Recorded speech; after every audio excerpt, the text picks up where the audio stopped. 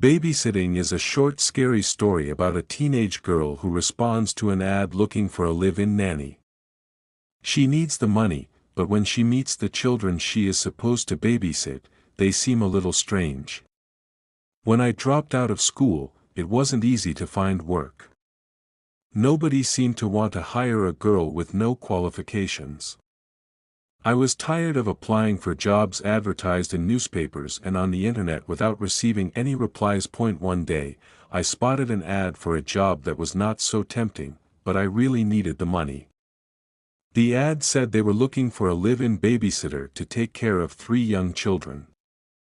It said no qualifications necessary, they just required someone young, responsible and pretty. That I called the number and the phone was answered by a woman with a sweet and friendly voice. When I told her I was calling about the babysitting job, she hired me on the spot.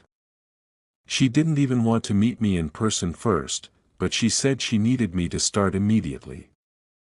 I was delighted. The next morning, I drove over to the house to meet the family. As soon as I got there, I saw that the house was beautiful both inside and out. You could tell that the family was wealthy. The woman and her husband greeted me with broad smiles on their faces and introduced me to their children. There were 2 boys and a girl. Sebastian was 6 years old, Damien was 5 and Lenka was 4. The kids seemed to be nice, happy, and friendly.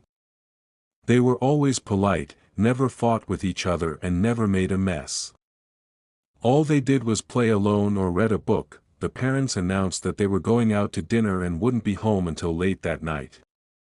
They told me the children had already been fed, so all I had to do was get them ready for bed. The mother gave me a phone number and told me to call her if there was an emergency. The father told me to make myself at home, and if I was hungry, he said I could take whatever I wanted from the refrigerator. After their parents left, the children sat down on the sofa to watch TV. They were very quiet and barely said a word. During a commercial, I was feeling a bit hungry, so I went into the kitchen to make myself a snack. As I was rummaging around in the refrigerator, I couldn't help but notice 2 large jars that were stuffed in the back of the fridge. Both of them were wrapped in plain brown paper and had a rubber band sealing the rim. I wondered what on earth could be in them. Why curiosity got the better of me, so I took out one of the jars and peeled back the brown wrapper to take a little peek.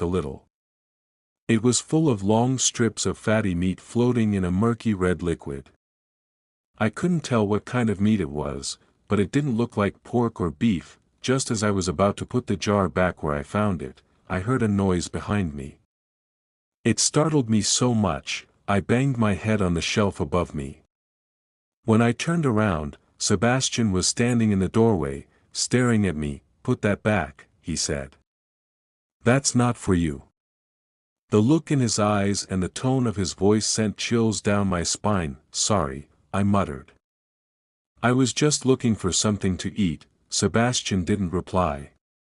He just stood there, staring at me. I placed the jar back in the refrigerator and shut the door. Sebastian turned around and went back into the living room.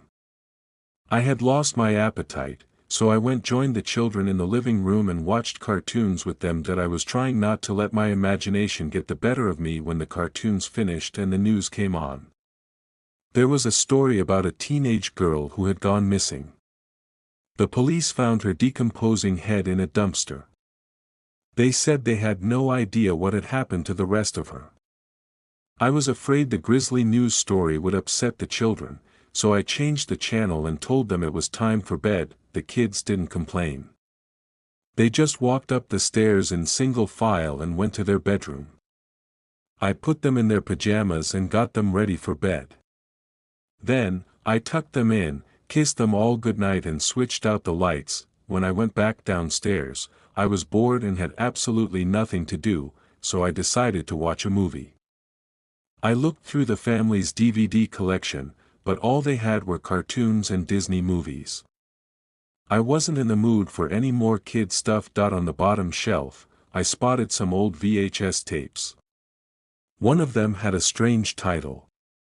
It was "M Girls."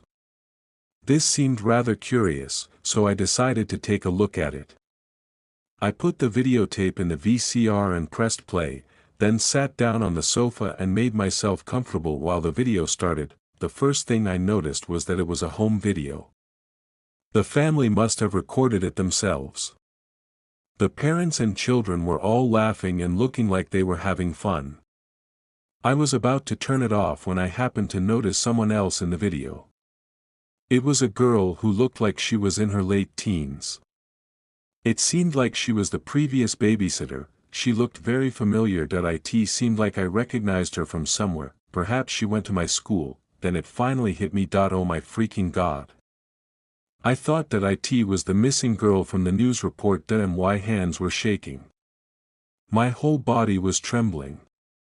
I just wanted to get out of there as fast as possible. I jumped out of my seat, ejected the video and put it back in its case. Then I remembered the jars in the refrigerator. I had to see what was in those jars. With a shudder, I went to the kitchen and opened the refrigerator. Maybe I'm just overreacting, I thought. I reached and took out the second jar.